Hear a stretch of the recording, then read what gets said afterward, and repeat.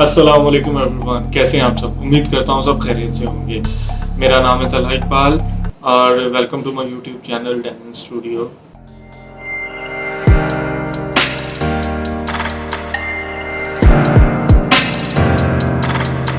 तो जी आज हम लोग शुरू करने वाले हैं अपने इलस्ट्रेटर की क्लास पार्ट 2।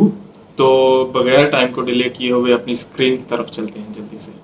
जी तो जैसे आप देख रहे हैं ये हमारी इलस्ट्रेटर की स्क्रीन है। लास्ट क्लास में मैंने आपको शेप टूल के बारे में बताया था, पेन टूल के बारे में बताया था, टेक्स्ट टूल के बारे में बताया था।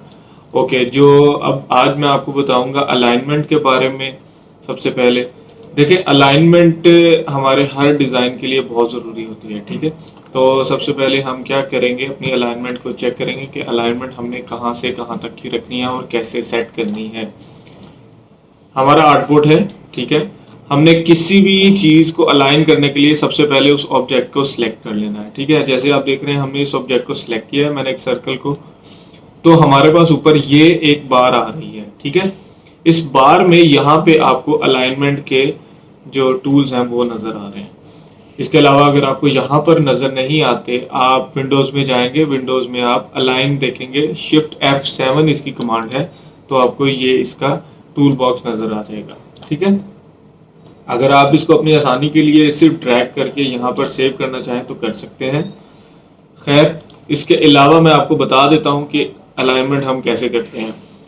सपोज आपने अपना एक ऑब्जेक्ट जो है वो यहाँ पर रखा है और आप कह रहे हैं कि आपको ये सेंटर में चाहिए, तो आप यहाँ से, ये सेंटर लाइन है, ये लेफ्ट लाइन है, हॉरिजॉन्टल लेफ्ट लाइन, ओके, और ये राइट लाइन है, ये टॉप लाइन, ये सेंटर लाइन और ये बॉटम लाइन।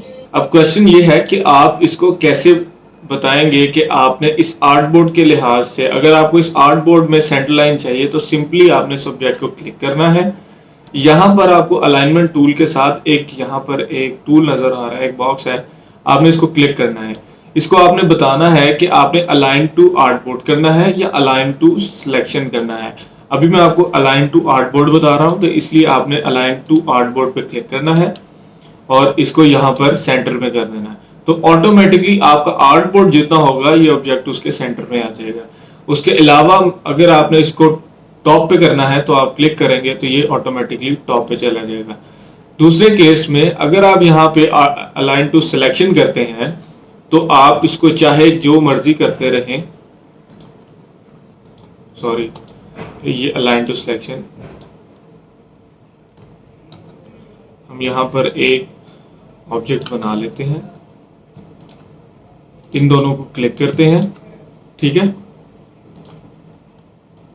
और यहाँ पर अलाइन टू सिलेक्शन। देखिए, अलाइन टू सिलेक्शन तब तक नहीं होगा जब तक आपके पास एक दूसरा ऑब्जेक्ट नहीं होगा, ठीक है। दूसरा ऑब्जेक्ट होगा तो आप उस पर सिलेक्शन कर सकते हैं।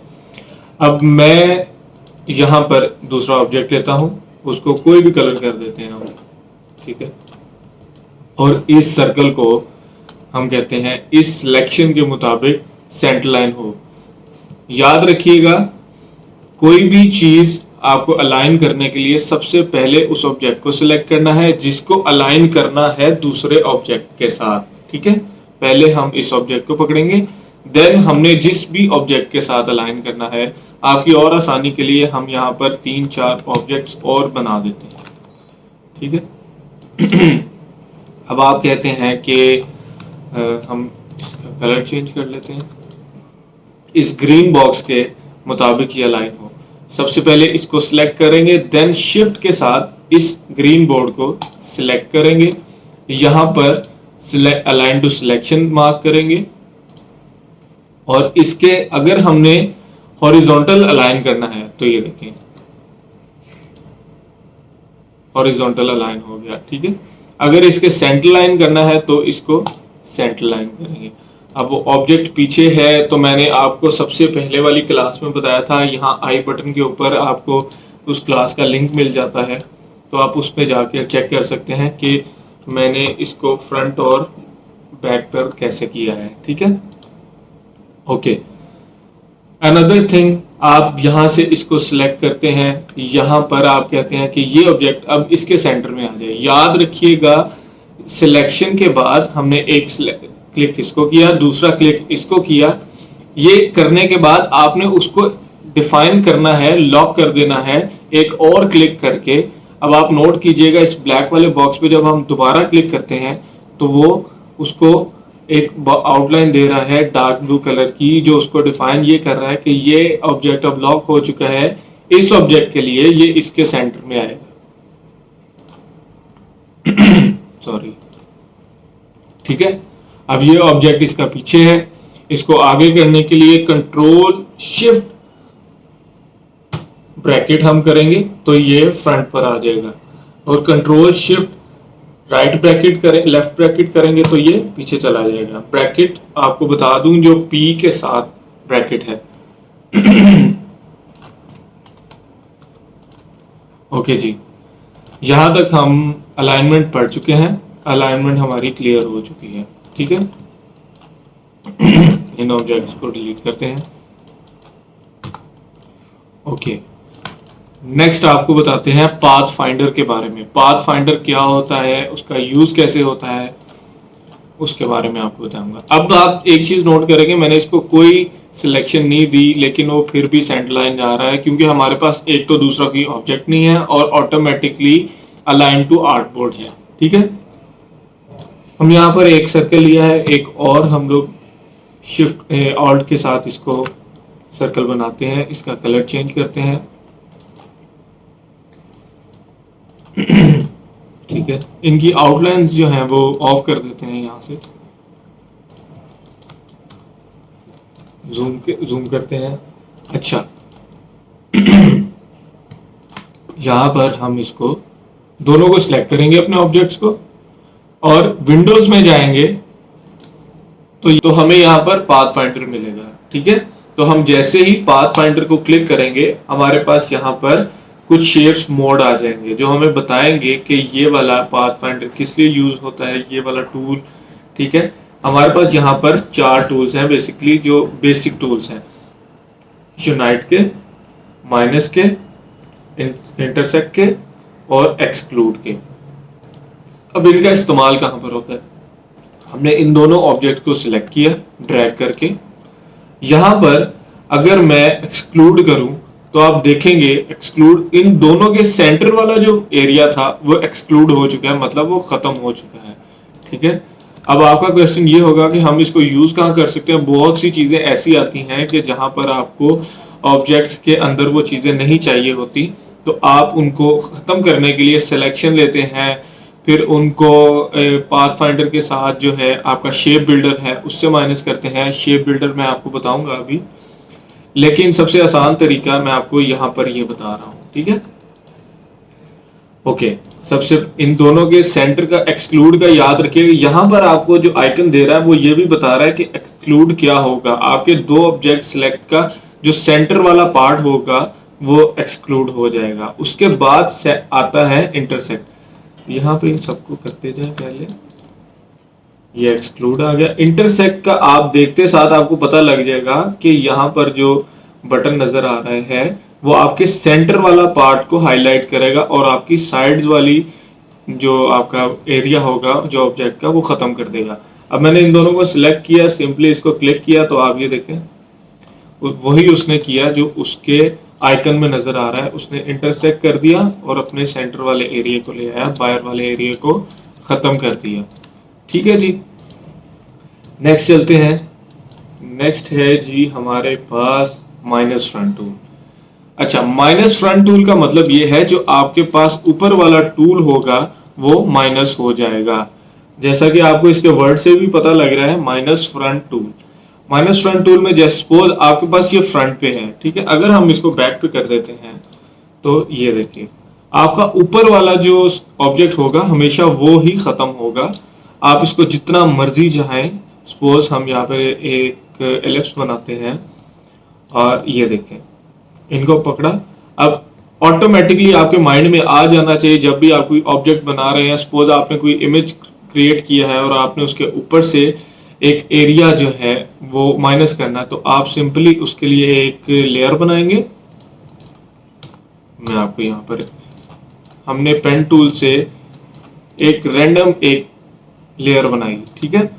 हम चाहते हैं कि हमारे पास ये वाला सेक्शन आए, ठीक है। तो हम क्या करेंगे, यहाँ पर माइनस फ्रंट को करेंगे तो हमारे पास वो शेप क्लियर नजर आ जाएगी, ठीक है जी। ओके, नेक्स्ट चलते हैं। यहां पर सबसे मजे का जो एक यूनाइट कर देता है चीज को, इन दोनों को पकड़ेंगे। अगर आपने कुछ ऑब्जेक्ट्स को, हमारे पास ज्यादा ऑब्जेक्ट्स हों और उनको इकट्ठा करना चाहें तो हम सारे ऑब्जेक्ट्स को पकड़कर यूनाइट कर देंगे। तो ये देखिए आपके सारे ऑब्जेक्ट्स एक हो जाएंगे, ठीक है जी। अच्छा, अभी आपके माइंड में एक चीज और आ रही होगी, ये नीचे जो एक्स्ट्रा चीजें हैं, डिवाइड है, ट्रिम है, मर्ज है, ये क्या चीजें हैं, ये भी मैं आपको बताऊंगा, डिटेल क्लास इनकी भी बताऊंगा। लेकिन अभी मेरा पर्पस है आपको बेसिक्स चीजें क्लियर कर दूं, उसके बाद जब हम लोग अपने प्रो सीरीज की तरफ जाएंगे तो आपको ये चीजें भी साथ साथ क्लियर कर दूंगा। लेकिन जो चीजें ज्यादा इस्तेमाल होने वाली हैं, जो टूल ज्यादा इस्तेमाल होने वाले हैं, वो मैं आपको क्लियर कर रहा हूँ। ओके, ठीक है। नेक्स्ट चलते हैं। हमारे पास यहाँ पर हम इनकी पहले शेप्स ले लेते हैं। एक ऑब्जेक्ट पकड़ते हैं, सबको डिलीट करते हैं, इसको सेंटर में करते हैं और यहां से हम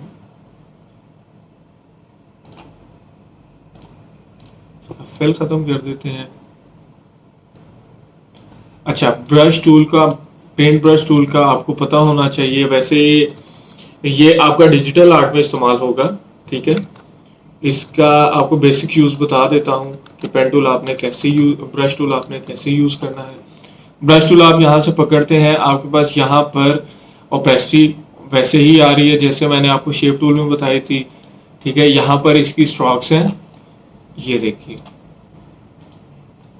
हम यहाँ पर इसको अपना ब्रश टूल का ब्रश चेंज कर लेते हैं। सपोज हम यहाँ पर ये ब्रश टूल यूज करते हैं।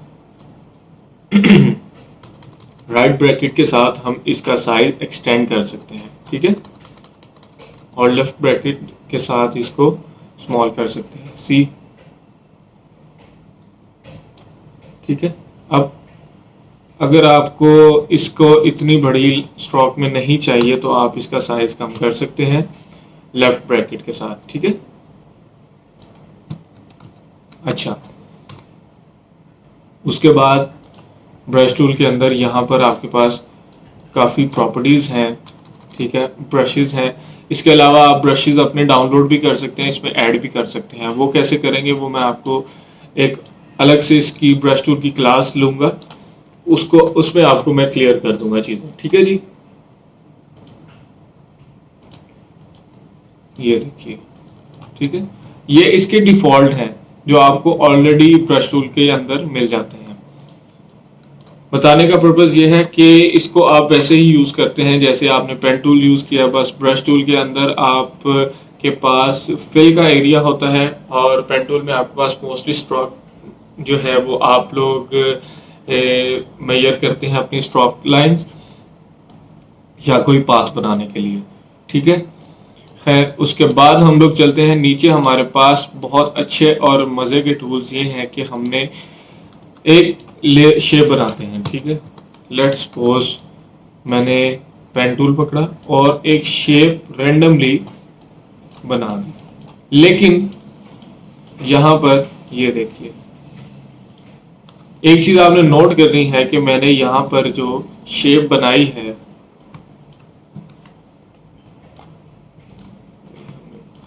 रैंडम सी एक शेप बना लेते हैं,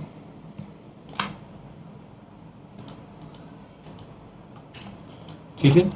यहाँ पर आपने नोट करना है, यहाँ पर जो नोड है और जो एजेस हैं वो थोड़े शार्प हैं।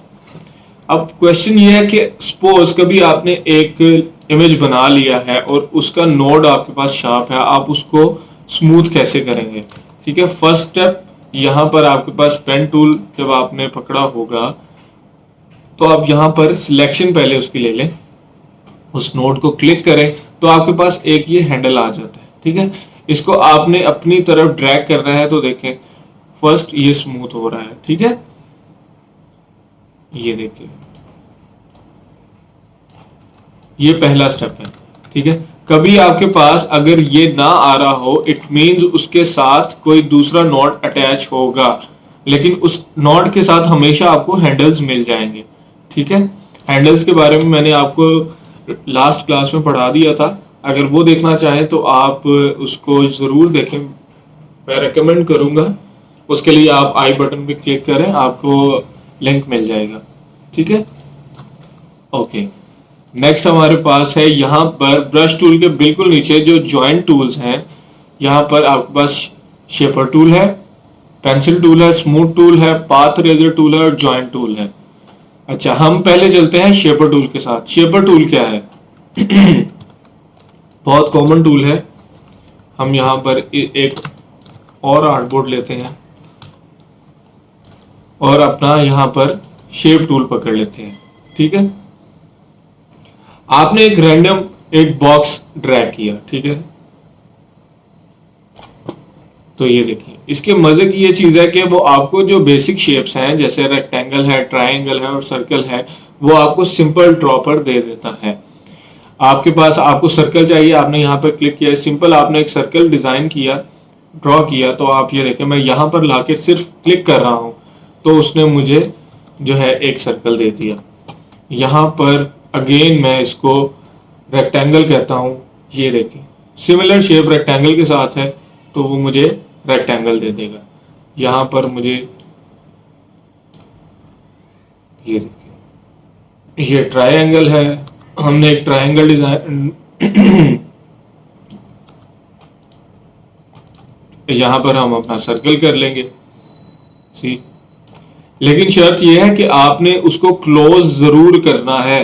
अगर आप क्लोज नहीं करेंगे तो वो आइडेंटिफाई नहीं कर सकेगा इस टूल आपकी शेप के बारे में। ठीक है जी, यहाँ पर हम इसको क्लोज करते हैं। नेक्स्ट हम चलते हैं यहाँ से हम एक इसी इमेज को यूज कर लेते हैं। ठीक है जी, ओके। यहाँ पर हमारे पास नेक्स्ट आ गया पेंसिल टूल। कोई भी चीज ड्रॉ करने के लिए इसके लिए आपके पास पेन टैब होना जरूरी है। पेन टैब से ये होता है कि आपकी जो स्मूथ होती है आपकी पेंसिल, वो स्मूथ चलती है। ठीक है, इस्तेमाल इसका भी पेन टूल की तरह ही है। ठीक है, हमने एक शेप ड्रॉ की, सपोज यहाँ पर एक कोई भी शेप ड्रॉ कर ली। ठीक है, अब इन शेप्स को हम स्मूथ कैसे करेंगे? सबसे पहले हम यहाँ पर चलते हैं अपना स्मूथ टूल की तरफ। पेंसिल टूल के नीचे जो है ये शेप देखें, आप चाह रहे हैं ये शेप ऐसे ना आए, ये शेप आ जाए ऐसे, तो हमने स्मूथ टूल पकड़ना है और इसको यहाँ पर इसके ऊपर से थोड़ा सा इसको शेप दे देनी है। ठीक है, ये देखें वो शेप को कितना क्लियर कर रहा है। इसको और एज दिखाने के लिए मैं किसी एजी शेप पर जाता हूँ। यहाँ पर आ गए हम, यहाँ पर हमने इसको स्मूथ टूल को पकड़ा और ये देखें, ये उस एज के ऊपर हम इस स्मूथ टूल को ड्रॉ करेंगे ताकि वो हमारे एज जो है वो स्मूथ कर दे। ठीक है, इसके बाद है हमारे पास path eraser tool. Path eraser tool क्या काम करता है? हमारे पास कोई भी ऑब्जेक्ट हो, हमने उसका पाथ अरेज करना हो तो हम अपने पाथ रेजर टूल को पकड़ेंगे और यहाँ पर उसको रेज कर देंगे। सी, लेकिन याद रखिएगा आपने इसको उस पाथ के ऊपर ही ड्रॉ करना है, वो आपका पाथ वहां से डिलीट करता जाएगा। ठीक है, ये देखिए ये आपका पाथ रेजर टूल काम करता है। यहाँ पर चलें, पाथ रेजर टूल क्लियर हो चुका है। और ये देखिए आपको साथ मजे की चीज है, आपको उल्टी पेंसिल इसीलिए दिखाता है कि हम रेजर जो यूज करते हैं वो पेंसिल के बैक साइड पे जो लगा होता है तो वो आपको और क्लियर कर देता है।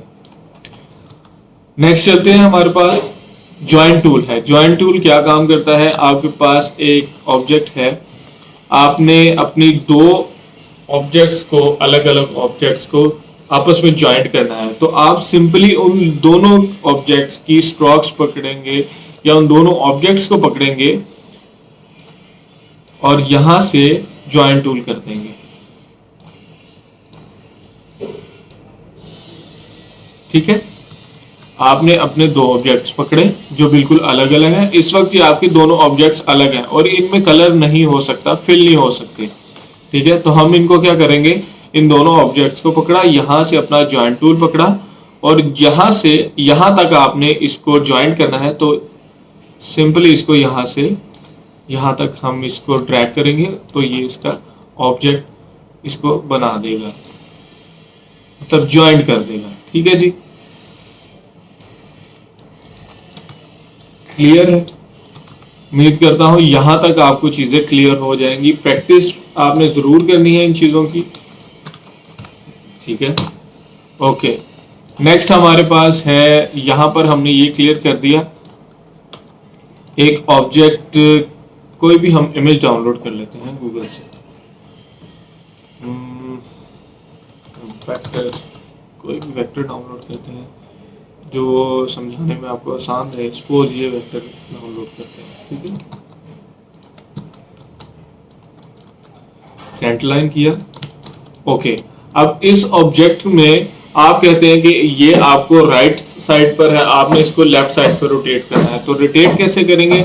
फर्स्ट थिंग है, आपने यहां से आपके पास रोटेट और रिफ्लेक्ट वाले दो ऑप्शन आ रहे होते हैं। ठीक है, या अगर आपने इसको रोटेट करना है, घुमाना है, ठीक है, तो यहां पर आप इसको रोटेट या आर दबाएंगे तो ये ऑब्जेक्ट आपका रोटेट करने लग जाएगा। ठीक है, अगर आपने इसको लेफ्ट साइड पर करना है लेफ्ट साइड पर कर लें, राइट साइड पर करना है राइट साइड पर कर लें। लेकिन अगर आपने इसको रिफ्लेक्ट करना है, रिफ्लेक्ट के लिए ओ दबाएंगे या इसी के नीचे आपको रिफ्लेक्ट टूल नजर आ जाएगा, आप उसको क्लिक करेंगे, शिफ्ट दबाएंगे और आपने सिर्फ इसको राइट साइड पर ड्रैग करना है। ठीक है, लेफ्ट साइड पर, तो आपका ये रोटेट हो जाएगा। अगर आपने इसको फ्रॉम टॉप टू बॉटम करना है तो आप शिफ्ट दबाएंगे, टॉप से बॉटम तक ड्रैग करेंगे तो ये बॉटम की तरफ ड्रैग हो जाएगा और आपका रोटेट रिफ्लेक्ट जो है वो यहाँ पर आपको नजर आ जाएगा। ठीक है जी, उम्मीद करता हूँ आपको मेरी ये क्लास पसंद आई होगी। पसंद आई है तो लाइक शेयर करें अपने फ्रेंड्स के साथ इस वीडियो को और सब्सक्राइब कर दें चैनल को, मुझे सपोर्ट करें और मेरी वीडियोस को शेयर करें। तब तक के लिए अपना ख्याल रखें। अल्लाह हाफिज।